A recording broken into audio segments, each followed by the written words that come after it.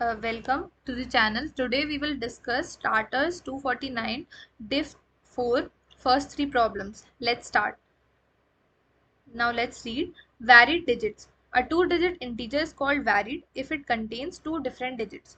You are given a two-digit integer x. Decide if x is varied or not. The input format, the only line of input will contain a two-digit integer x. Output the string yes if x is varied, otherwise no. So basically in this problem we are given an integer x and we have to check if it is varied or not, and it can be varied if it has distinct digits, like it has two digits and both the digits are not equal, they're different. So this is the code for this problem. Now let's see this.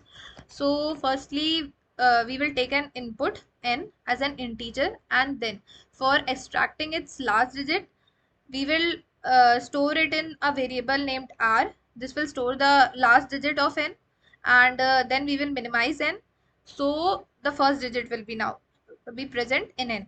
Now we will check if both are equal or not. If they are equal, then we will print no as it is not varied, else we will print it yes. Now let's see this problem. Buying GPU. Let's read it.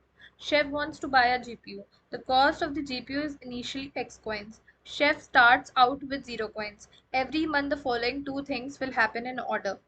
First, the price of the GPU will increase by Y coins. Then Chef will earn Z coins. Chef will buy the GPU immediately when his total number of coins is greater than or equal to the current price of GPU.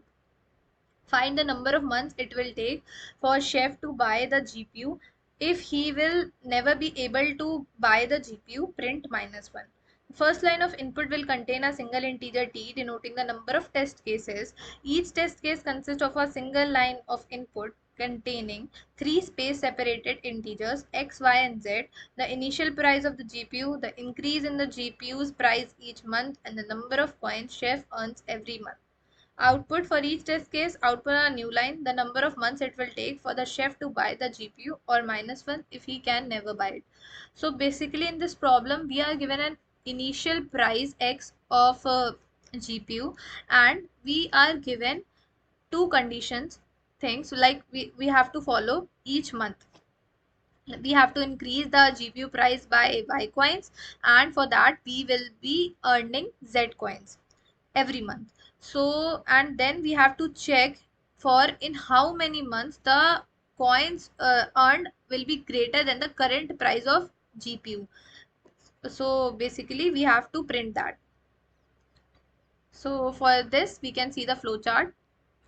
Okay, so in this, firstly we will read the test cases, and then we will read x, y and z. X is the initial price, y is the increase, and z is the coins earned.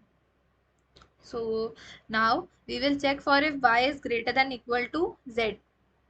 So if y will be less than z, then we can execute this part.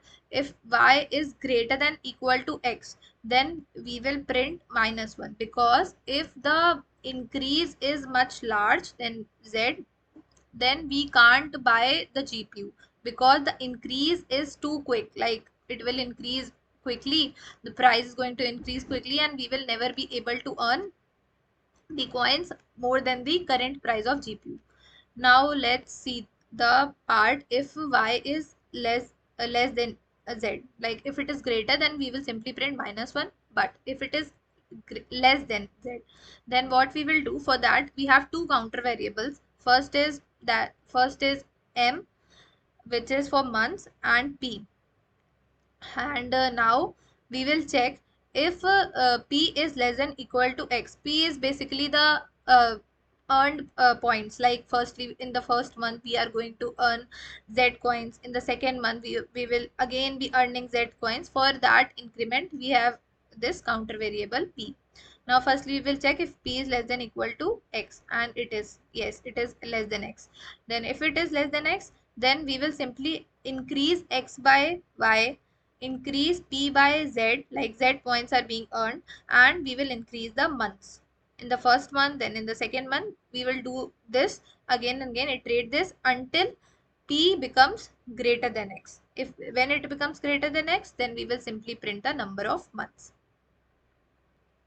Now we can see the code for this problem. Like firstly we have taken the test cases, then x, y and z. Then we will check for it. If y is greater than equal to x, if it is, then we will print -1. If it is not, then this counter variable for month and p for the coins earned each month. Then we will check for that and we will increment x. We will increment the number of coins being earned every month and we will increment the number of months. And when this loop becomes false, then we will come out of it and simply print the number of months. Exceed. Now let's read it. You are given three integers x, y and p. In one move you can either increment x by 1 or increment by y by 1. Find the minimum number of moves needed to reach a state where the product of x and y is greater than or equal to p. Input format. The first line of input will contain a single integer t denoting the number of test cases. Each test case consists of a single line of input containing three space separated integers x, y and p. Output format. For each test case, output on a new line the minimum number of operations needed for the product x and y to become greater than equal to p. So in this problem we are given three integers x, y and p, and we have to increment either x or y, and we have to increment it until it becomes greater than p, greater than or equal to p. So for this we can see the flow chart.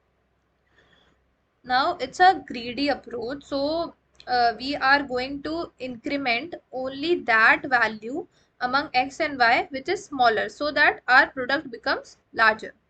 So we can see the flow chart for this. Firstly we will read the test cases and then we will read x, y and p integers, and this is a variable for storing the number of moves basically, and we are checking for x and y is less than p. If it is less than p, then we will check if x is greater than y. If x is greater, that means y is smaller, so for that we will increment y. And if x is smaller, then we will increment x. And we will, every time we are incrementing, we will be storing the number of moves in this answer, like it is the required moves which are needed to increment x, either x or y, so that the product becomes greater than p. And when the product becomes greater, then we will come out of the loop and simply print the answer. Now we can see the code for this problem. Like firstly we will be reading the test cases, then x, y and p.